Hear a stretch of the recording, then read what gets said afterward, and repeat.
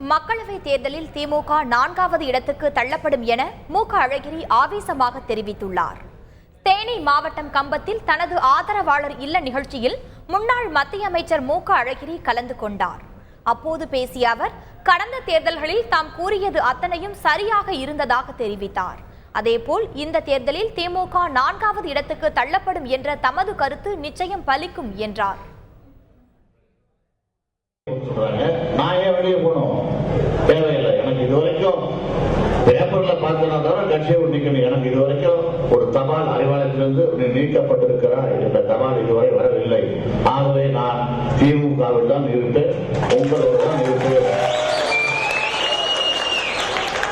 பல நிறுவனங்கள் கேட்பாங்க, சொல்லுவாங்க பல பேர் வந்து என்ன புது கட்சியாக என் கட்சி அது மாநிலத்திய புது கட்சியாக நான் உழைக்கலையா கட்சியில என்னுடைய வேலை சிந்தலையா? தலைவர்கிட்ட 62 தலைவர் தஞ்சாவூர்ல நிற்கும் போதே அவர் கூட இருந்து நான் வேலை பார்த்தேன். வீடு வீடா அவருக்காக ஓட்டு கேட்டிருக்கேன். தஞ்சாவூர்ல பரிசுத்த நாடான ஒரு காங்கிரஸ்காரர் பெரியவர், அவர் ஜெயிக்கிறதே கஷ்டம். அவர் எதிர்த்து தலைவர் ஜெயிக்கும் போது தஞ்சாவூர் 1962 அங்கே இருந்த ஒரு மாசம் இருந்தோம். நாங்க தலைவர் குடும்பத்தோட இருந்தோம். ஸ்டாலின் இருந்தார். அப்ப என்னுடைய தம்பி ஸ்டாலின் அவரோட அங்க இருந்தாரு. எல்லாரும் சேர்ந்து வேலை பார்த்தோம். இன்னைக்கு எங்களை பிரிக்கிற வேலையில தான் முக்கியமா வேலை பார்க்கிறாங்க.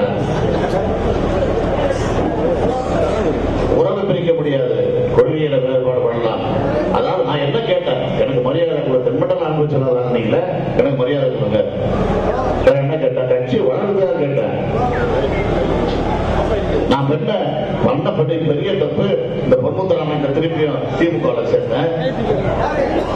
அதுக்கு நீங்க என்ன தண்டனை வேணா கொடுங்க.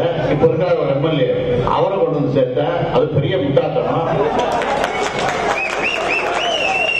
அதோட ஒரு வியாபாரி, அரசியல் வியாபாரி இருக்காரு, பொன்னாட்டி எடுப்பு காலில் விழுவாரு 91. அவர் ஒருத்தர் KKS சார், அவரை கொண்டு வந்து சேர்த்தேன். நீங்க எதாவது அடிச்சாலும் நான் வாங்கிக்கிறேன், பரவாயில்ல. அந்த அளவுக்கு நான் உங்ககிட்ட மன்னிப்பு என்னுடைய சூழ்நிலை இருக்கேன். இப்படிப்பட்டவர்களாம் கொண்டு வந்து சேர்த்து இந்த கட்சியை கெடுத்ததுக்கு நானும் ஒரு காரணம் நினைக்கிறேன்.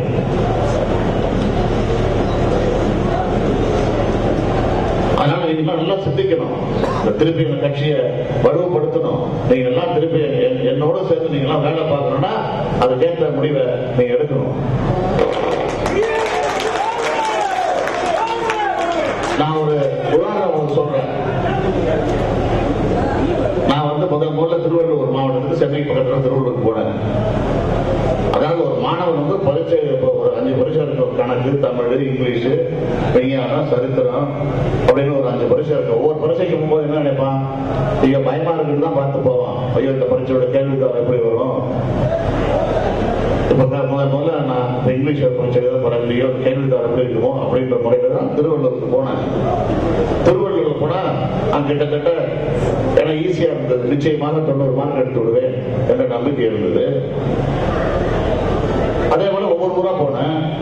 தஞ்சாவூர் போனேன், ஆரணி போனேன், 90 கிடைக்கும், 95 கிடைக்கும். இங்க வந்தா எனக்கு 100க்கு 100 கிடைக்கும் போது தெரியும். ஆனா இருக்கிற தொழிலே எனக்கு ஈஸியான தொழில் இதுதான்.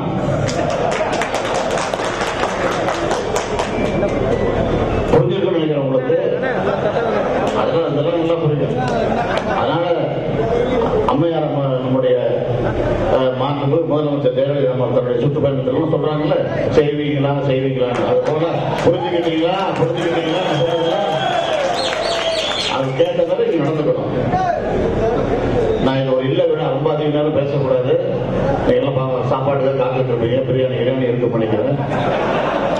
அதனால ரொம்ப நேரம் உங்களை காத்து நான் வைக்க விரும்பல. அதனால கட்சியை காப்பாற்றணும், கலைஞரை காப்பாற்றணும் சொல்லியிருக்காரு தலைவர் அவர்கள். அன்னைக்கு வேதனையோட சொன்னாரு. என்ன சொன்னாரு, எனக்கு இது கடைசி தேர்தலா இருக்கணும்னு நினைக்கிறேன் அப்படின்னு சொன்னாரு. கிடையாது, பதவிக்கு அலைபவர்களுக்கு தான் இந்த தேர்தல் கடைசியாக இருக்கு. தலைவரோட பதவி தலைவர் இல்ல, கட்சி எதுக்கு வச்சிருக்காரு, தமிழர்களை காக்கணும், தமிழர் நலனை காக்கணும், தமிழ் இனத்தை காக்கணும். அந்த எண்ணம் தான். பதவிக்கு வந்தாதான் கட்சியை காப்பாற்றணும். பதவிக்கு இல்லாமலே கட்சியை காப்பாற்ற முடியும். ஆனா ஒன்று, தலைவர் இல்லைன்னா இந்த கட்சி இல்லை என்பதை உங்களுக்கு நிச்சயமாக தெரியும். அதற்காக நீங்கள் எல்லோரும் ஒன்று சேர்ந்து ஒரு நல்ல முடிவு எடுக்கணும். நான் உங்களுக்கு நேரடியா சொல்லணும்னு அவசியம் இல்லை. இங்க பேசும்போது சொன்னாங்க 4,000 வரணும்னு. பெரிய திருச்செந்தூர்ல நான் சொன்ன 40 வந்தது. அதே போல திருமங்கலத்துல சொன்ன 40,000 ஓட்டுல ஜெயிப்போம்னு 40,000 ஜெயிச்சோம். இங்க நீங்க 4 சொல்லியிருக்க 4 கொண்டு வரணும். அதையும் பார்த்துங்க.